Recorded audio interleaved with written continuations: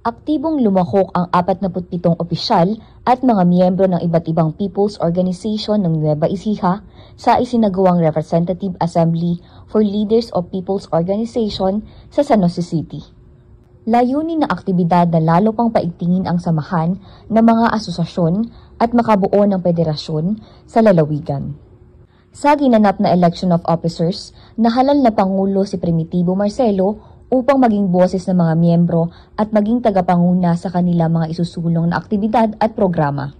Ang inisyatibong ito ay pinangunahan ni 2nd Lieutenant Edward Clement Pulido, Acting CMO Officer ng 84th Infantry Victors Battalion, katuwang ang Office of the Presidential Advisor on Peace Reconciliation Unity or OPA-PRO Office, sa pangunguna ni Joey Marshall Olpindo, Head Area Manager Unit ng Central Luzon.